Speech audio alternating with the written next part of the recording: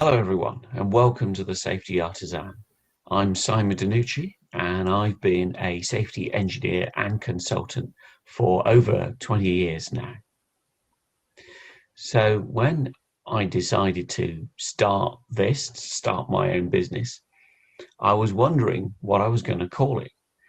And I looked around at various names, some of which were already taken, and I came up with the name The Safety Artisan for the business and the website safetyartisan.com if you want to take a look. And I came up with that name because I liked the word artisan and what it meant and the connotations. So first of all, artisan means a skilled person who does something by hand.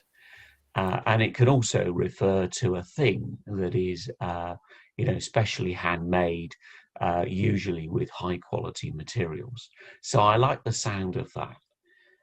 And I think it's appropriate, even in this modern age where I've worked on, huge projects, multi-billion-dollar projects that lasted for years and involved thousands of people. Because even on a big project, we're still relying on individuals being competent to do a job and to know how to do it, um, and to have that skill and that awareness and that understanding. So that artisanship that appealed to me. I thought that's good. And another thing was that there's this connotation of somebody working alone at home, maybe a sort of a cottage industry type setup that used to exist before the Industrial Revolution. Or I should say, before the first Industrial Revolution. Now, whichever Industrial Revolution we're currently in at the moment, I don't know.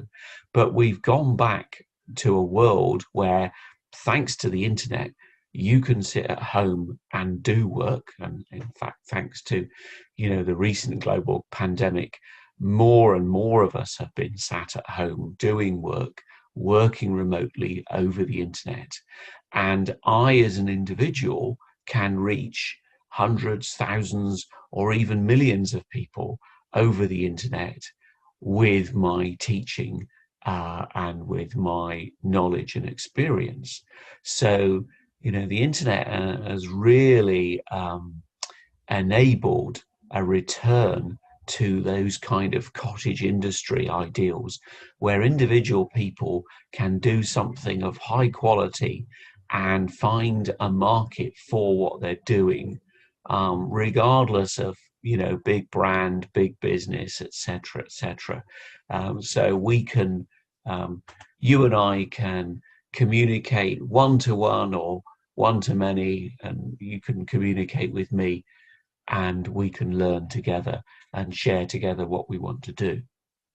Now, if that sounds good to you, if that sounds something that you're interested in, then please check out the videos and other learning products at safetyartisan.com. And you'll also find me, Simon Danucci, on udemy.com. So if you want to see what I do on a third-party platform, and then that's there too. Okay, well, thanks very much. And I look forward to seeing you again soon. Cheers.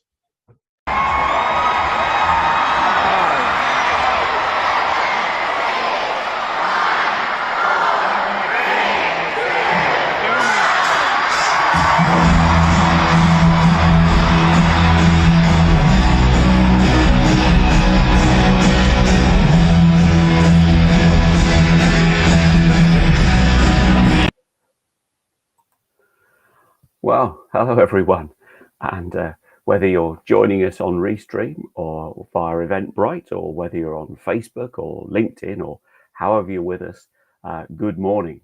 It's good morning here at 6:30 in the morning here in Australia, and wherever you are, I hope you're having a good day, or you're going to have a good day. I'm Simon, as the intro video said, and today we've got a subject for you. Let me just dig it out for you. Let's not do that. Let's do this. Here we go.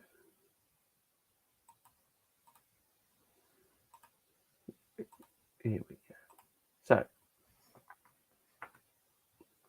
what we're going to do today is talk about 5 ways to identify hazards. And as it says, this is a free webinar from the Safety Artisan.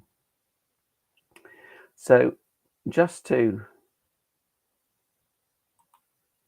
get us started, I thought I'd better let you know, what am I doing here? Why should you listen to me?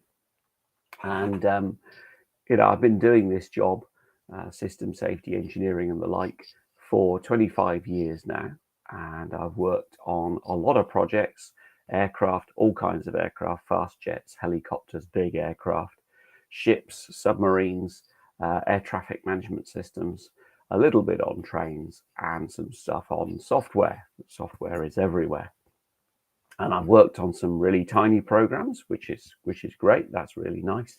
To some enormous programs. We're talking, multi-billion-dollar programs, including Eurofighter and the future submarine.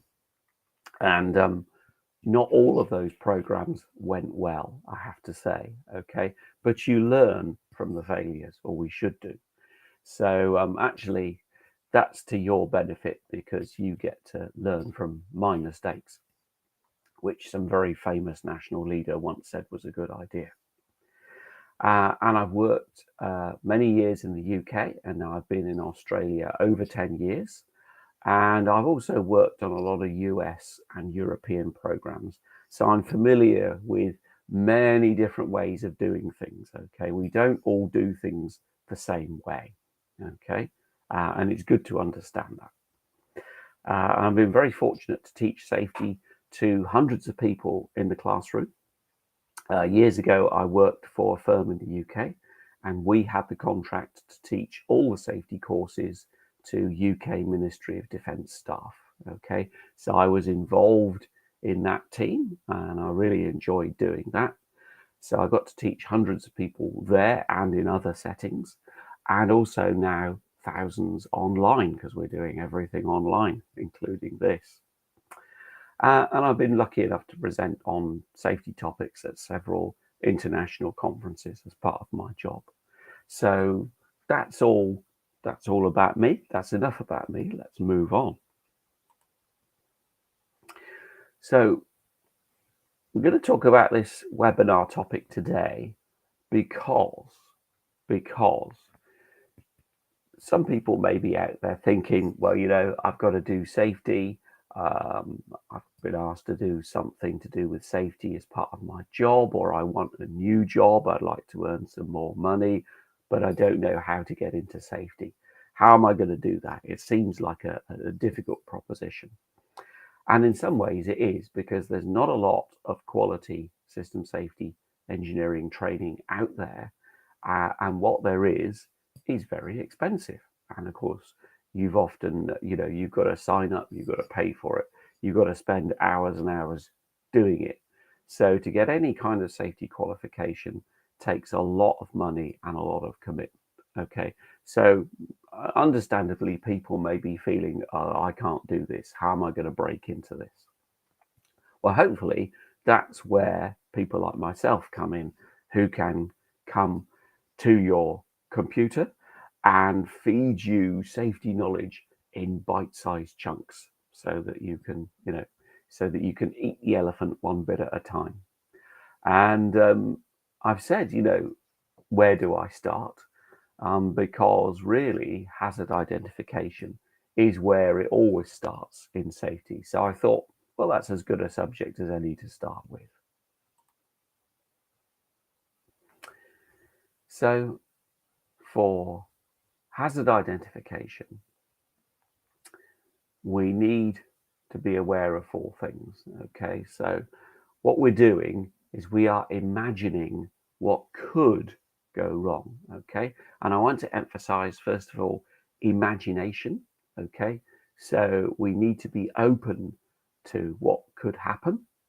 Okay, that's the mindset that we need. And we're looking at what could go wrong, not what will go wrong. Okay, so we're thinking about possibilities, okay, not certainties. So that's the mindset that we need to have when we're doing this work. The second thing is that it's very easy to dive down a rabbit hole and get into mega detail about one particular thing and spend lots of time, waste lots of time doing that. Okay, and that's not what we need to be doing. We need a broad approach. We need to be going wide and thinking about as many different possibilities, as many different possible hazards as we can, not diving deep. That will come later. The depth of the analysis will come later. And really, another aspect of that point is we're talking hazard identification. We're just here to identify hazards. We're not here to try to assess them yet. Okay. And another mistake that people make is to try and jump straight to fixing the hazard. Okay. Many of us watching will be engineers. We love fixing problems. We like to solve problems, but we're not here to solve the problem yet. We're only here to identify it. So we're going to avoid the temptation to jump in and try and come up with a solution. Again, that's not what we're doing with hazard identification. Okay, so some 4 things to bear in mind. Let's move on. So I've said that this was entitled 5 ways to identify hazards. There are, of course, many, many ways to identify hazards, but I just thought I'd pick on these 5 because there was a nice broad range of things and things that I can show you how to do straight away. Okay. So the 5 things that we've got, and we'll have a slide on each one of these. First of all, we can ask the workers or end users or their representatives. Okay. Secondly, we can inspect the workplace. We can look around for hazards. And maybe we've got a real workplace that we can look at, or maybe we've just got a representation. Okay, we can do both. We can use a hazard identification checklist. We can survey historical data. So all the squiggly lines at the bottom of the screen, there's an example of some historical data. And we can conduct a number of analyses, but the one I've picked on is functional failure analysis. And we'll see why in just a moment. So those are the 5 things that we're going to do in the next hour. And we will have time for question and answer session, and also some more work on the webinar. So let's continue. So as it says, the first thing we can do is ask the workers. And there's lots of good reasons for asking workers about the hazards in their work, because they know their work and they know the workplace if they've been there any length of time. And of course, we need the workers' cooperation in order to manage hazards. And a good way to help us get that cooperation is to listen to them in the first place. Okay, so that's going to help us build a bond of trust, hopefully, between us and the workers. It's not always present. Sometimes, people see, the safety person as a threat or somebody who's going to make their lives more difficult. But we need to get across to them we're trying to help them do the job well. Okay, not get in the way. And then thirdly, in many countries, it's the law. Certainly in Australia, it is a legal requirement under workplace health and safety law to consult with our workers about hazards and things that affect them. Okay, and so it's a criminal offence not to do so. And maybe that's the case where you are. So I don't know where all of you are, But in many countries, I suspect it will be a legal requirement, a regulation that we have to do this. Now, it's worth saying that maybe we don't actually have a workplace right now. Maybe we are developing a new system, or we're thinking about buying a new system or doing something different. We're just exploring a concept. So maybe we don't have any workers on our system in our workplace because it doesn't exist yet. So how do we consult with workers then? And I still think it's necessary. Well, what often happens on projects is that you have a representative of the end user, of the people who will use the product.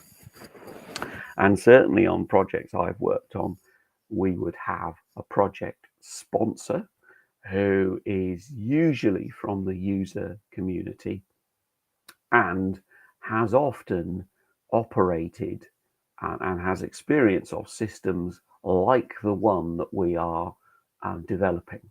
Okay, so not the exact system, but something similar. So, for example, when I worked on the offshore patrol vessel project, we had a Navy commander who was experienced in working on and commanding and directing the small, I say small, patrol boat and small warship operations. Okay, and so we could talk about hazards to that person and say, you know, what about this or that? And he would say, no, that's not how we do it, or yeah, that's not a problem, but this is or this might be a problem, and this is how we typically solve that.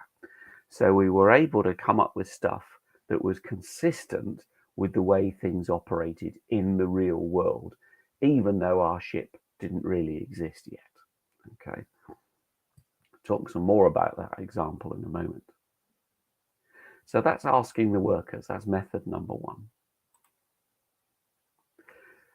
Secondly, we can inspect the workplace.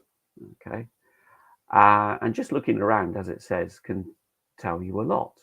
So if you looking around a building where people work, you can see the equipment that is there. So maybe we can look around and we can go, okay, these are the sources, let's say, of energy or toxicity in the workplace. So sources of energy, we can say, okay, we've got, kinetic energy. We've got things that are going to be moving. We've got potential energy. We've got things that are, at height and could fall. We've got sort of mechanical energy in the form of pressure. So maybe we've got pressure vessels or pipes with gas or liquid in under pressure, or we've got sources of temperature. And then what toxicity have we got? What hazardous chemicals have we got? Where could bacteria be lurking? In a air conditioning system, for example. So a classic Legionnaire's disease, lurking in air conditioning systems and can kill people. And every so often, there's an outbreak of Legionnaire's disease around the world caused by improperly maintained air conditioning systems. So, we can just look around and see sources of hazards, okay?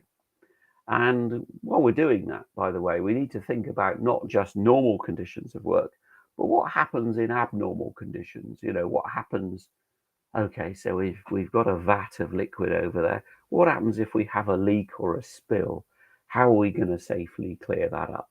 Okay, or how are we going to start the workplace first thing and then shut it down safely? Maybe there are extra hazards with startup and shutdown. And what about emergency conditions? What do we do if the electric fails and all the lights go out? How do we get people out safely? Or if there's a fire? So there are lots of different scenarios that we consider just looking around the workplace, and actually being there will help us to do that, to imagine these things.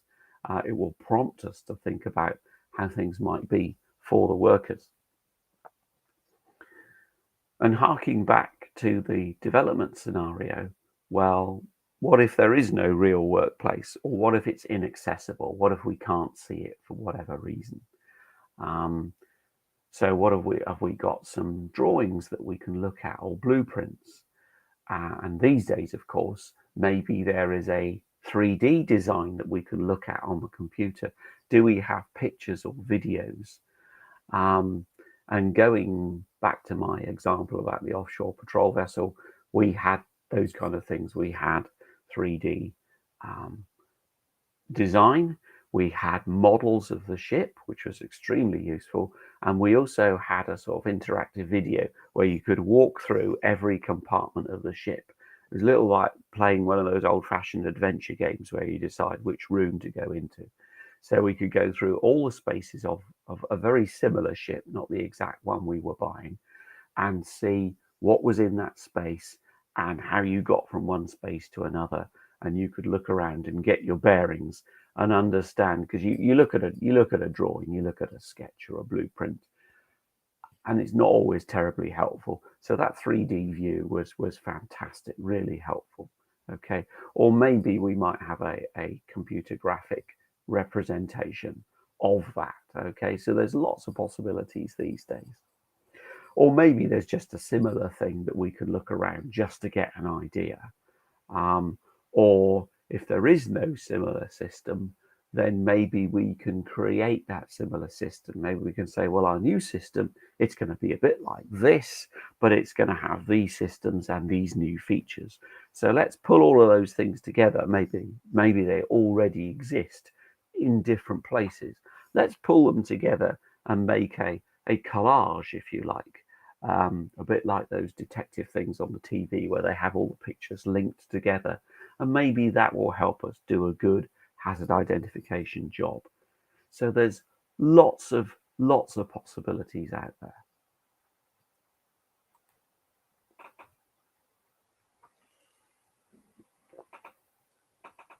Now, the third thing we can do is we can use a hazard checklist. And hazard checklists are great. You can get general or specialized hazard checklists from various sources online, often for free. And if you're a member of a specialist society or something, or an industry group, maybe they've got a specialist checklist for the kind of stuff that you deal with. And checklists are fantastic for breadth. Remember when I said we need to go wide, not deep? Well, checklists are good for that. And checklists force us to consider everything on the checklist. So we should go through everything on the checklist and be open-minded about it. Okay. And that way we get the maximum benefit from using the checklist. Now, a couple of things to note about checklists. They tend to drive us towards causation. Okay, so they tend to list causes rather than hazards or consequences. And when I say that, I'm presupposing the model on the left. Okay, so on the left, we've got an accident sequence illustrated where we've got multiple causes can lead to one hazard. Okay, and then that one hazard can lead to multiple consequences. Okay, and what you see there illustrated is often known as a bow tie. Excuse me. So it's often known as a bow tie because that's what it looks like. But the idea is we're moving from causes to a hazard to consequences. And checklists tend, not always, but they tend to push us to the left-hand side to think about causes. So from there, we would have to infer the hazard that would arise from the cause. Okay, but that's okay because that complements other techniques. Because other techniques like looking at the workplace or using, consulting with workers, they might well be thinking about consequences, things that they've seen or have happened to them. Or we might be looking at accident data, which is, I think, the next one, number 4, which again is going to be looking at accidents because it's accidents that get reported, not near misses or, nothing happens. That doesn't get reported. Accidents get reported. So this checklist technique is going to be a great complement for that approach. Okay, so the historical data is going to look at one side of the equation, and this is going to look at the other. So that's great, and that's why we use multiple techniques, because different techniques have different strengths and weaknesses. And if we use different techniques, then we get the best possible result. Okay, so method number 4, we can survey historical data. And this is something that I see a lot of projects simply not doing, which is a great shame, because there is a vast amount of data out there. Okay, and I think we don't always appreciate just how much data there is out there for free, just out there on the internet, waiting for us to discover it. And there's lots and lots of different sources of this data. So on the right hand side, for example, I've just got one graph from a report, and it comes out every year from the European Maritime Safety Agency, or EMSA, and they do an annual overview of marine casualties and incidents. And so they look at ships as both a workplace where people get injured and killed, and also the ships themselves can have accidents. They can collide and catch fire and sink and whatever, accidents that ships have. And so this is a fantastic report. So if you have anything to do with ships or marine operations, I recommend looking at this report, because there's a fantastic amount of data and analysis in there, and it's really good quality. Okay, I'm probably going to do a session just looking at that kind of thing one day, because it is so rich in information. So good regulators and safety agencies will produce reports and data like this. Also, industry bodies may do the same, sometimes commercial sources. So I think, for example, I've done a course on functional safety with one of the big providers that do that have the license to do that. And they often are heavily involved in the process industry. So they've got lots of data about failure rates and so forth in different situations. And they often publish that as a book, which you have to buy. But I mean, it's $100, let's say, something like that. It's relatively cheap. So there may be commercial sources of data, and also, of course, there may be standards and guidance published online. And, as I've said, there's the internet. There's this vast source of data out there. And of course, these days, we may use AI and machine learning tools to help us search on the internet. So we don't even have to do the search ourselves now.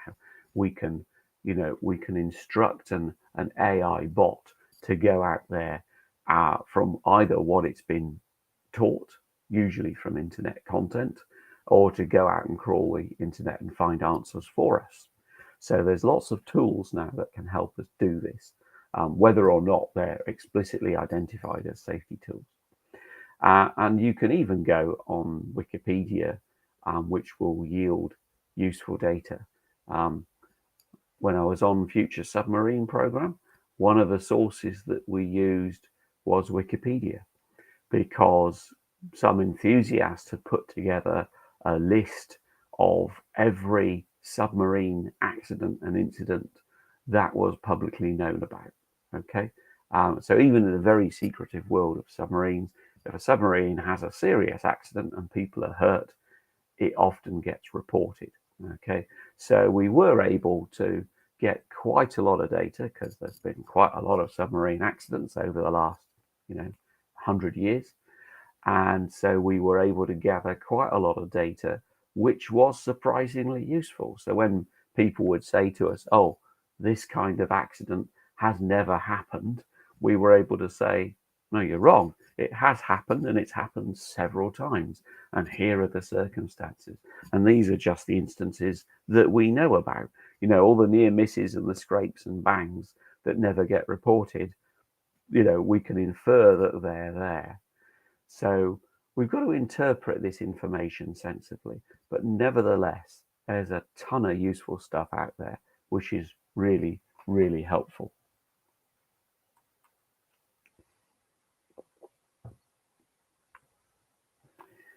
And now the fifth example, or fifth technique we're going to talk about, is functional failure analysis. And basically this technique is we think about something we want our system to do, and it's easier to talk about examples. So in the example on the left, we've got it's an aircraft, and we want the function we want is for the aircraft to decelerate on the ground. Okay, so we might want to slow the aircraft down when we're landing, or we've got a rejected takeoff when we're taxiing, or whatever. So those are the situations. So we think about this function, and we think about what could go wrong. So what happens? First of all, loss of function. What if it doesn't work? What if we don't get any deceleration when we need it? Okay, obviously, if we're landing, well, that's really, really bad. What if we get deceleration when we didn't want it? Okay, so maybe the plane is taking off, and for some unknown reason, the brakes jam on halfway down the runway. Okay, that's not ideal either. It's not as bad as loss of braking in some circumstances, but okay. And then what if we get incorrect function? Okay, so maybe the brakes work, but only intermittently or not as well. We've lost performance, maybe because we're skidding on the runway or whatever it might be. So, and there may be more than one version of incorrect function. So we might have, you know, too early, too late, intermittent, not enough, too much. There's a number of variations we could have on incorrect function. Okay, but these are the three basic prompts that get us to think about that. And I have to say, usually people are pretty good at thinking about loss of function. We're not so good about thinking about the other two. And the other two are actually usually more dangerous because they may be hidden failures, or, you know, things happen unexpectedly and can be disastrous. So, for example, on a plane, if the thrust reverse buckets deploy in flight, very often it results in the plane crashing. Okay, so that's bad. That uncommanded function is very bad. Whereas if we didn't get thrust reverse on the runway, well, we've still got brakes, we've still got aerodynamic braking. There are usually other methods. Okay, so that's a very brief overview of the technique, and we'll go through how to do it later after the Q&A session. And this, in my view, is the most cost-effective hazard analysis technique, or hazard identification analysis technique, that we have. There are many others, and there are variations. You know, I mentioned different kinds of incorrect function, you know, where you've got keywords like, you know, too much, too little, too early, too late. Well, we're getting towards what's called a HAZOP, okay, with that approach, or other techniques that are out there. So there are lots of different techniques for doing this. I think FFA, you get most bangs per buck with your FFA. And the great thing about FFA is you can apply it very, very early. You can be at the concept stage.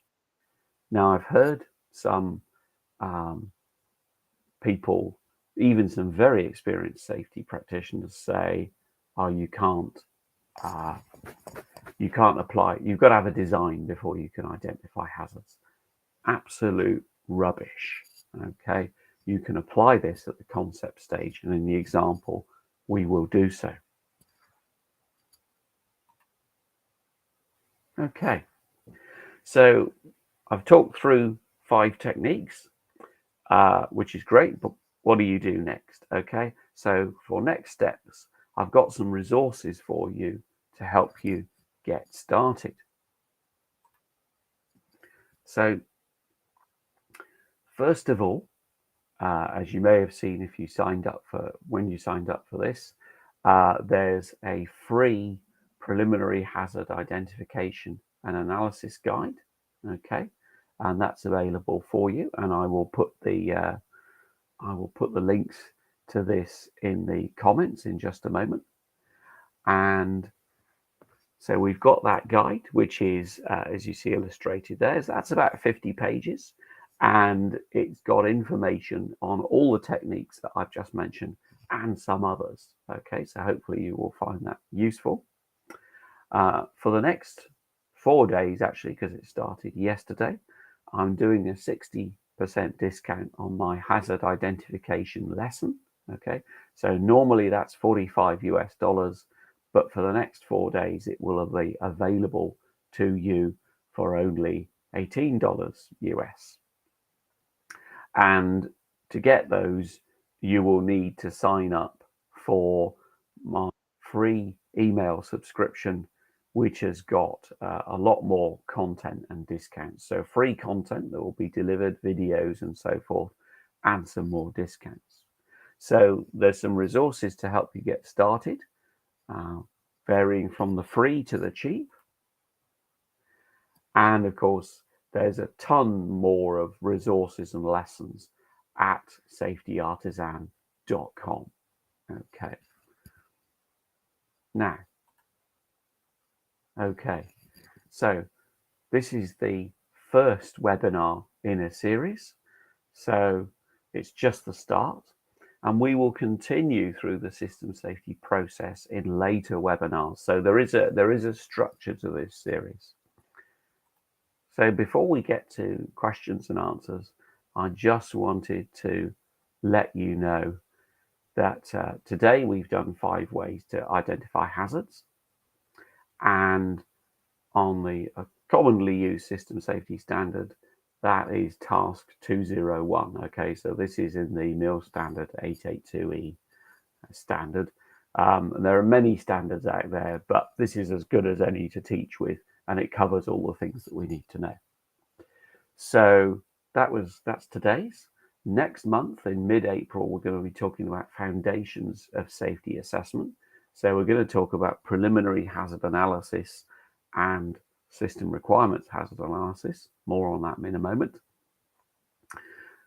In May, we're going to talk about how we identify and analyze functional hazards. So physical hazards, yeah, we're very good at identifying and analyzing physical hazards. Functional hazards, what can functionally go wrong? That's often more challenging. So we're going to have a session about that. We're going to talk about workplace hazard analysis in June. So that's health hazard analysis and operating and support hazard analysis. So operating our system and sustaining it, maintaining it, that kind of thing. Those are both very commonly used and necessary analyses, and there's a lot of different facets to them. Okay, so I think that's going to be quite an overview session because we're simply not going to have time to get into the depth. But nevertheless, it'll get the purpose of these sessions is to get you started. And then in July, I want to talk about hazard analysis within a systems engineering framework. Okay, so we're going to be looking at system hazard analysis and subsystem hazard analysis and system of systems hazard analysis. So we're going to be looking at those 3 different levels of how we break down a system and how we put systems together and think about their interactions. Okay, so that will be in July. All right, so that's the program to come.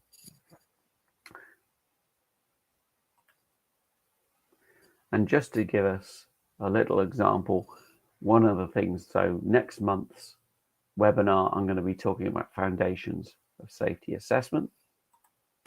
And I'm going to be using this model again, the bow tie model with the causes, hazard and consequences.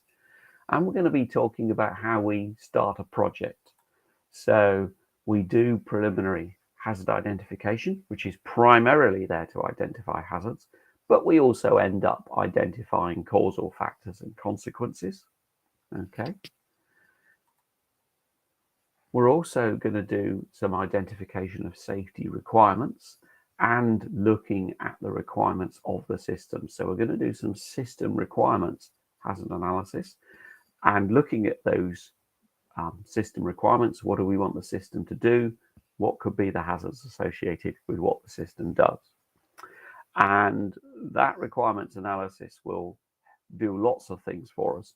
One of the things it will do is it will identify that, the laws that we've got to obey and the regulations and the standards that we might use, but also it identifies controls, because maybe our customer has given us some requirements that are actually, well, I want you to control these known risks like this. This is what we want. So straight away, you get some controls identified for free, as well as all the other stuff that we can get from the requirements. We can then do some analysis from thinking about going from causes to hazards and hazards to consequences. And there's lots of different techniques out there. We'll talk about those. And then finally, we can do some analysis of controls, because, we've got these risks, we need to control them. We need to do something about it to reduce the risk typically. Okay, so we can look at controls, and the reason that they are dashed vertical lines is the idea is that they're barriers, but they're imperfect barriers. Okay, they're barriers with holes in. Okay, and this is known as, you may have heard of the Swiss cheese model. So the idea that you got, slices of cheese with holes in them like Swiss cheese. So we need to understand that controls are not always, in fact, very often not 100% effective. And we need to take that into account when doing our work. So there is a very quick overview of what we'll be doing next month. So I hope you'll join me for that. Okay, so before we go on, I'm just going to jump out of this and we will have a Q&A session. And right, so we should, let's stop sharing there. I think we've done that. Okay, so here we go. Oh, right, so we've got some comments. So if you've got any questions, I can let me know, or if you prefer, put some comments in the chat. And by the way, I should have said at the start, I am recording this session. So if you don't wish to be identified in the Q&A session, just let me know and I will erase your name. Okay, so we're going to so if anybody's got any questions about what we've just talked about, or indeed anything about safety or the Safety Artisan, then do please let me know. So first of all, thank you, Laurent, for your encouragement, and that's lovely to hear. And what I will do, actually, while we're waiting for questions, I will just put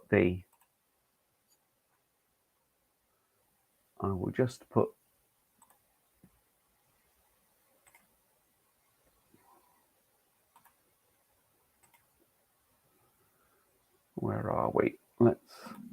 I'll just put the links in. So this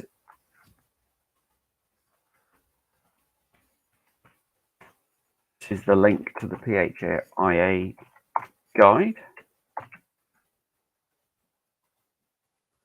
Okay, so that's for you there, and I'll just get you the link to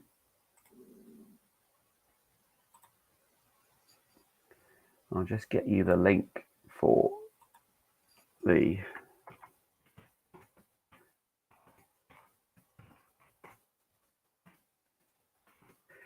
So this is the link that gives you the discount for the Hazard ID lesson.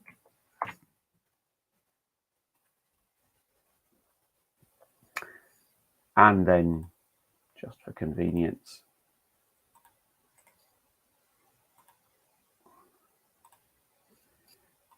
here is the link to the Safety Artisan. Okay, so in the chat, I've got a question privately, which is fine. So I won't identify who's asked the question. Is there any specific method to identify hazards? And yes, there are many different methods. And if you look in the free PHIA guide, you will see a number of different techniques in there. So most techniques that we use will identify hazards as well as doing other things. Okay, so there's, you can use fault tree analysis or event tree analysis, and you may discover additional hazards doing that. For example, that's not primarily their purpose, but they will identify hazards. But things like FFA that we've looked at, things like HAZOP, are explicitly used for identifying hazards. Okay, so there are several techniques, and there's SWIFT, which I've never used actually, which is structured what if technique. So there's several different kinds of hazard ID techniques, and they are in that PHIA guide. Okay, so hopefully that answers your question. Thank you for that.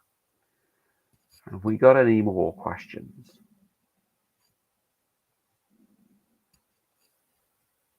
Okay, well, what we'll do then is I will, and another question, will my training provide certification on ISO 26262? Okay, so quick answer, no, it won't. Okay, there's only a very limited number of companies that have got the copyright and the rights to teach functional safety. So you either go to TÜV or TÜV, as it's pronounced in German. So TÜV or TÜV Süd, S-U-D. So that's TÜV South. Or I can't remember the name of the other company now. I did their course actually. Not Excel. Anyway, it'll come to me. So if you go on the internet and look up ISO functional safety training, you'll find there's only 3 companies, I think it's 3 in the world, that are licensed to do this. So if you want formal certification, you'll have to go to them.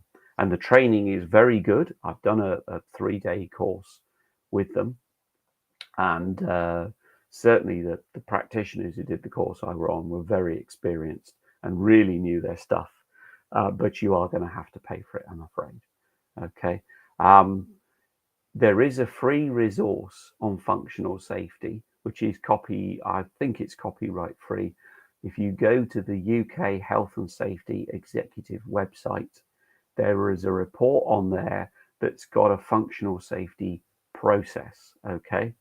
And it's not quite the same as the ISO functional process, but it should help you to understand it. Okay.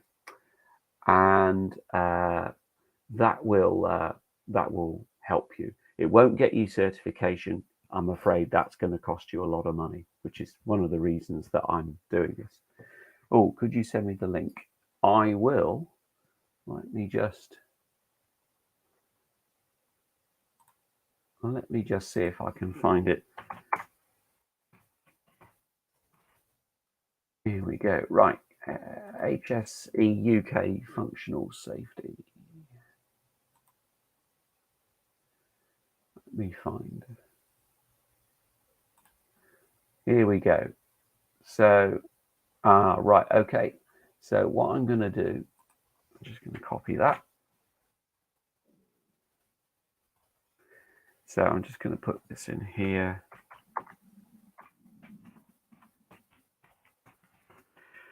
So this page has got a treasure trove of resources on it. Okay. the UK HSE run a great, fantastic website. So there it is. Thank you for your questions.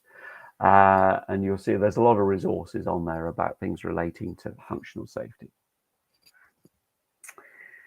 And also, yeah, thank you to my sort of ex-colleague Simon.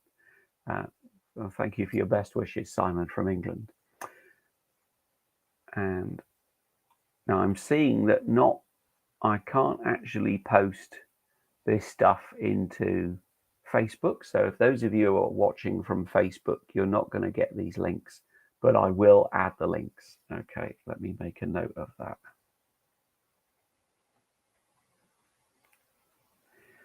Right. Okay. Right. Okay, yes, and somebody said, I've seen another invitation. I'm running this same session again at, it'll be 11:30 Adelaide time, which is noon East Coast time in Australia. So that will be, that will be late evening in New York, just after work in LA, and 7 in the morning in Delhi, for example. So yeah, so that's that one. Yes, it's the very same session. And okay, so we have 10 minutes left. So if I don't have any more questions, oh, thank you very much for your comments. And so if I don't have any more questions, we'll just spend 5 minutes and I'll show you an example of doing a functional failure analysis. So is there any more for any more? Does anybody want to ask any more questions or make any more comments? Okay, so what I will do then is we'll go back to sharing the screen.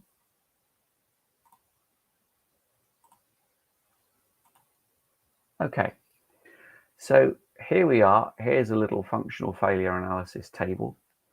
And in this example, I want us to imagine that we're inventing the car, the automobile, the horseless carriage. And so this would be the late 1800s. And we're in Germany, and we have this idea for a horseless carriage powered by a combustion engine. So this is very early concept. We just have 3 functions here. We want our car to start, we want it to go, and we want it to stop. Okay, so pretty simple stuff. So what does that mean? So okay, so we want it to start. We want our horseless carriage to start moving. Okay, great, that's a good function. So let's think about what could go wrong. So loss of function. So basically, okay, it doesn't move. Okay, so car does not move. Okay, so when we want it to, so that's undesirable. Clearly, the user isn't going to like that. Is it hazardous? No, actually, it's not. No hazard. Okay, all right. Let's think about the opposite case then. So function when not required. So the horseless carriage starts moving when it's not supposed to. Sorry, I'm just going to say car because it's quicker.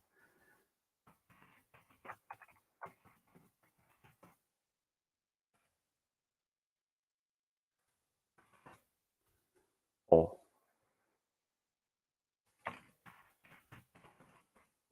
okay. Now, is this hazardous? You bet it is. Yes. So we could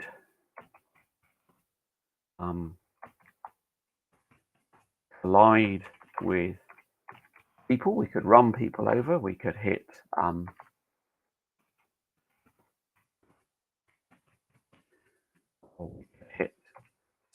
objects,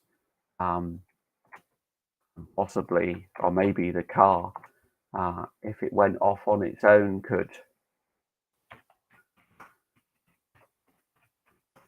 drive into a ditch or something like that, a hole in the ground, and be damaged.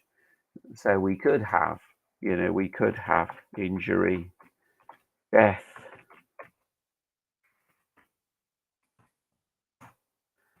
or damage. Okay, so yes, so clearly we have, this is a hazard. Okay, and we can, let's just emphasize that. Okay, cool. So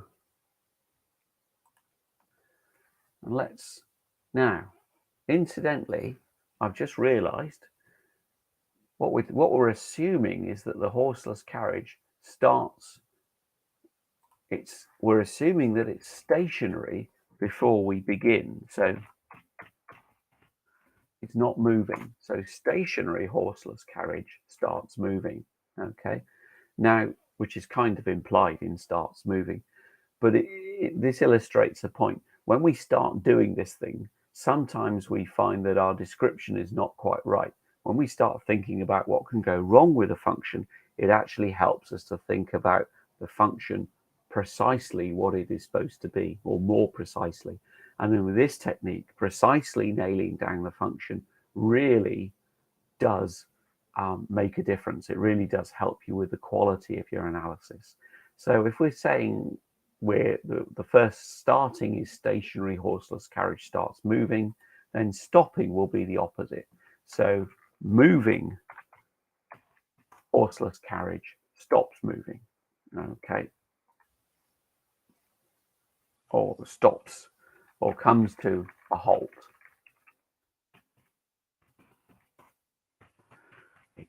Halt. So that's what we want. We want it to actually stop and stay not moving. So actually doing this analysis has helped us already to refine our thinking about what we're doing with this concept, bearing in mind we're imagining this car which doesn't yet exist. I know that's kind of weird to go back 130, 140 years, but anyway. So, okay, let's think about incorrect function. There might be more than one. Okay, so it starts, okay, so maybe it starts off, could it go backwards instead of forwards? Oh, that's another thing, isn't it? I've just realized, maybe we actually want the thing to move forwards. Okay, we want to go in the direction we're facing. So again, so thinking about another failure mode has helped us to refine what we're talking about. Okay, we're going, okay, so we could go backwards instead of forwards. Okay, certainly, yeah. Yeah, so we're moving in unintended direction.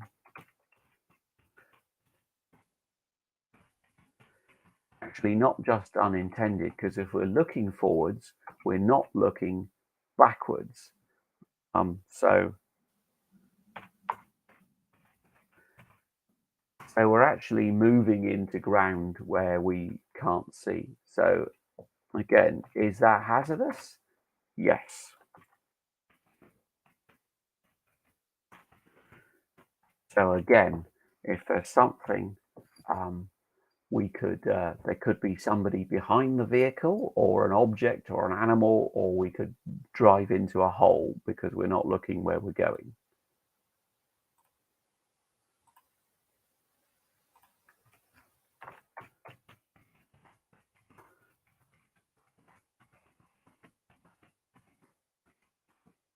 Okay.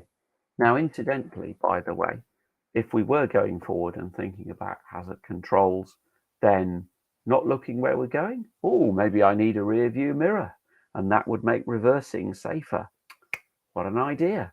So we're almost out of time, but I just wanted to illustrate to you how powerful this technique is. You see, we've been at it less than 10 minutes. We've identified a number of things and refined our concept. So this is I love this technique. I use it all the time. It's very, very powerful and very, very helpful. Anyway, I'm just going to stop sharing there because we're out of time. And just a final check to see we haven't added any more messages. Okay, so well, thank you very much, everyone, for joining in. And I'll send you some follow-up messages, and we will we'll push out the recording of the session, so you'll be able to. So people who couldn't dial in different time zones for whatever reason will be able to enjoy the session. Okay, everyone. Thanks very much for joining me and for investing your time with the Safety Artisan. Okay. Cheers now. Bye-bye.